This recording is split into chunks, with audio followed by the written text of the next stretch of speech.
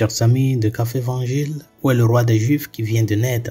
Nous avons vu son étoile à l'Orient et nous sommes venus nous prosterner devant lui. Bien, chers amis, nous célébrons en ce second dimanche après la nativité du Seigneur, la solennité de l'épiphanie du Seigneur, la manifestation de Dieu à tous les hommes, à toutes les nations, comme l'unique sauveur et rédempteur de l'humanité. Dès les premiers instants de sa naissance, le petit Jésus, vrai Dieu et vrai homme, a commencé à remplir sa mission principale au milieu des hommes en se manifestant par une étoile, aux mages venus d'Orient.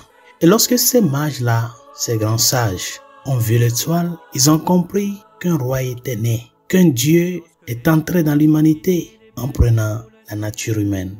Et c'est ce que signifient les offrandes qu'ils ont apportées à la Sainte Famille, les offrandes qu'ils ont apportées à l'enfant Jésus, l'or qui représente la royauté, l'encens qui représente la divinité parce qu'il est Dieu, et la myrrhe qui fait référence à l'humanité. Et comme nous le savons tous bien, une étoile ne se voit que dans la nuit. Il est difficile de percevoir ou de voir la lumière d'une étoile le jour. Ces hommes de l'Orient avaient cette soif-là de la manifestation de Dieu qui vient changer l'histoire de l'humanité qui marchait dans les ténèbres et l'ombre de la mort. Ils aspiraient à Dieu, ils aspiraient au salut. Comme le cerf cherche l'eau vive, ainsi mon âme te cherche, mon Dieu, nous dit le psalmiste. Ils attendaient cette manifestation-là. C'est pour cela, bien chers frères et sœurs, en entrant dans le monde des hommes, le Fils de Dieu vient éclairer l'humanité de sa présence. En venant à nous, il veut dissiper les ténèbres du péché pour que nous puissions jouir de la clarté de sa présence. Et ça, c'est très important, le thème de la lumière, dans la fête de l'Épiphanie. Mais dans le contexte de la nativité, Dieu est entré dans l'humanité avec sa lumière pour éclairer les hommes qui vivent sous le joug de l'obscurité du péché. Et c'est pour cela qu'il s'est manifesté à travers une étoile.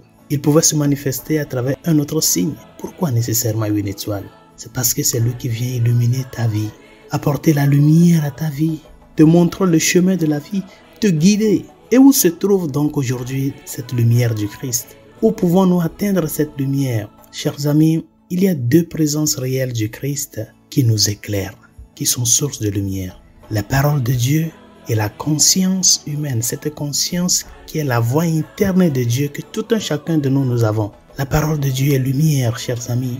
Et ce sont ces deux lieux à partir desquels le Seigneur veut que nous recevions sa lumière pour qu'elle éclaire les chemins de la vie et nous conduise à Dieu comme l'étoile qui a conduit les mages à Jésus. La parole de Dieu est lumière, chers amis. Elle est la présence de Dieu qui nous éclaire. C'est pour cela qu'il est très important de mesurer notre vie, nos décisions à la lumière de la parole de Dieu. Que nous enseigne le Seigneur sur telle question, sur telle question, sur telle question. Et cette parole de Dieu qui est lumière et vie nous apporte la lumière spirituelle mais aussi la lumière morale. Ce point est très important, chers amis, pour certaines personnes qui de nos jours ne veulent pas accepter certaines parties de la parole de Dieu parce que ça les dérange. Dieu veut t'illuminer. Il vient t'illuminer avec sa présence et sa parole parce que comme être humain, nous avons tendance à nous dévier et à agir selon notre vouloir. Mais il est venu te montrer le vrai chemin, le chemin qui mène à la vie. C'est pour cela sa parole est vie, lumière et lampe sur nos routes.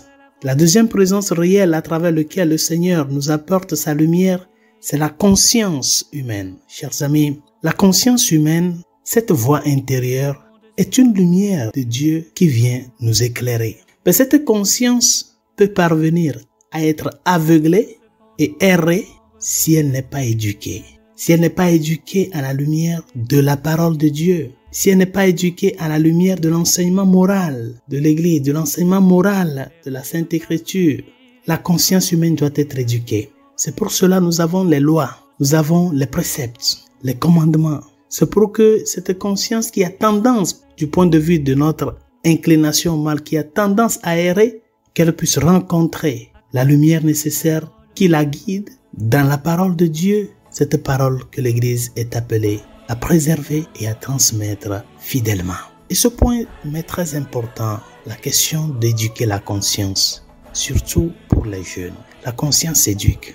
Parce que sinon, si tu étouffes ta conscience sur des choses mauvaises que tu fais et tu ne t'accuses pas, tu ne te reconnais pas coupable. Petit à petit, cette conscience s'aveugle et à un moment donné, elle ne t'accuse plus. Et tu crois que ce que tu fais, c'est bien.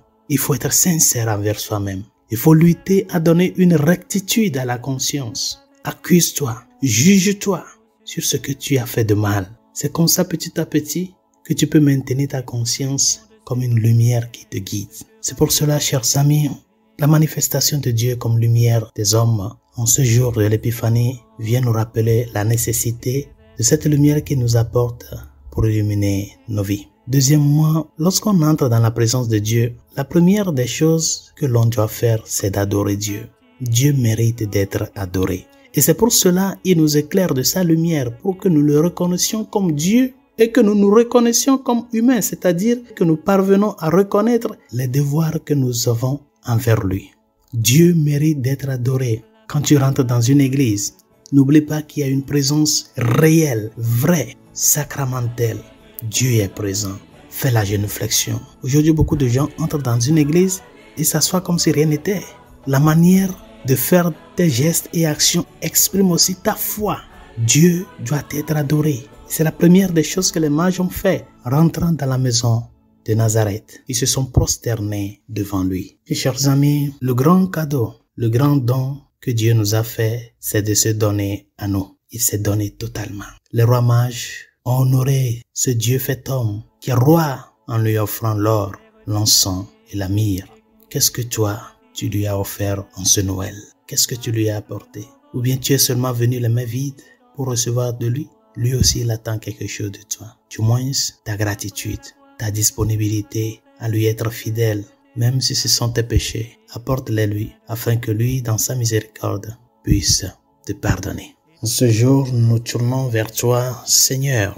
Toi qui es la lumière des hommes, nous marchons vers toi. Toi le Fils de Dieu qui vient nous sauver. Bonne fête de l'Épiphanie à tous et à chacun.